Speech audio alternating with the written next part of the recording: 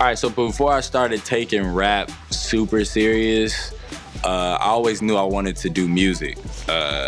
So I was like playing the piano and I started producing on a 4-track recorder in my basement. I had like a Casio keyboard with like all of the stock sounds and stuff in there. I think just one of the biggest influence for me like musically has been my dad. He was always in the studio, he's sung and he produced, so it's like I wanted to grow up and do that until I would say probably I was like 15, where I think I actually called myself a rapper. But I started like rapping and producing at the same time. So I was like 9 or 10 when I started that, and I had the 4-track and everything. But when I got like 15, like high school made me like, man, like these other kids want to be rappers and they are pretty bad at this. I'm actually kind of okay. Maybe I should do this. I think when I was 7, I decided that I was gonna do music. My great grandmother gave me like a grand piano. She had it in her house. You know how like old people have a bunch of like antique like stuff that's just sitting there. I went to her house one day, I'm 7, and I played Mary Had a Little Lamb. And then she's like, oh, cool, you can have that. They like get some movers to bring this big ass piano to my house. And then it's like after that, I'm playing every day, I'm getting better, they put me in lessons, and then I'm like, okay, I found what I want to do the rest of my life. You know, like I found what I love doing. After that, I just instantly put it in like mode of what I know. Like, this is Mary Had a Little Lamb.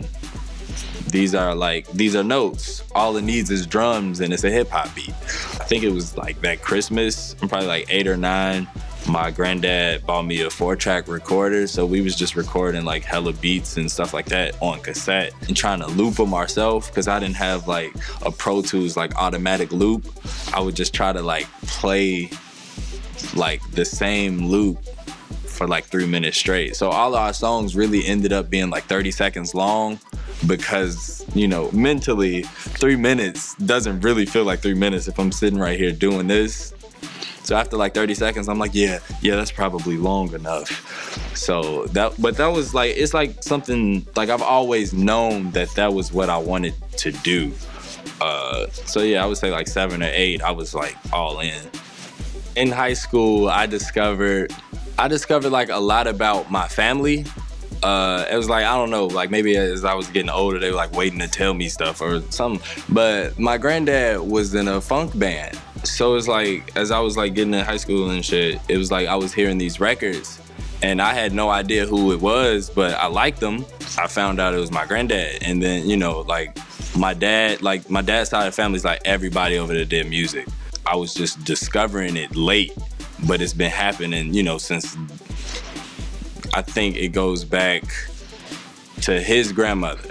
So it's like years and years of making music. So it was kind of like, I felt like it was like a movie or some shit. And the fact that I make music is no surprise. Like, it's like The Matrix or some shit. But in high school, man, it's like I had so many like just friends that weren't black in high school.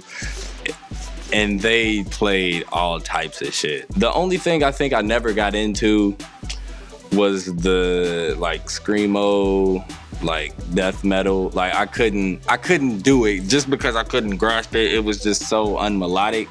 But everything else, it was like, man, why have I never heard this? Like I got, my whole iPod was like filled with like just a bunch of shit like from this white kid who used to sit in front of me in economics class. And it's like crazy, like how music kind of works now.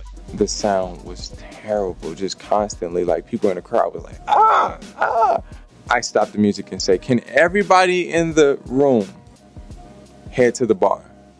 And I stood on top of the bar and did the rest of my set. When we put up to his house, we looked at each other like, oh, fuck, we are really at Rick Rubin's house. Like, I still have the water bottle that he gave me, that I drank all the water out of. The water just tasted different. I've had moments where I was just like, fuck it, man, I'm in debt. You know what I'm saying? I gotta get a job. I gotta, you know what I'm saying? I gotta stop with the music. You know what I'm saying? I've had plenty of moments like that, but honestly, this is what I'm passionate about, and what is success without struggle? I walk into that space expecting for people to be real and honest and genuine and not treat me like another number and not treat me like another plays and not treat me like another, you know what I'm saying? But that's exactly how they treated me, and that's my own fault for assuming that they wouldn't.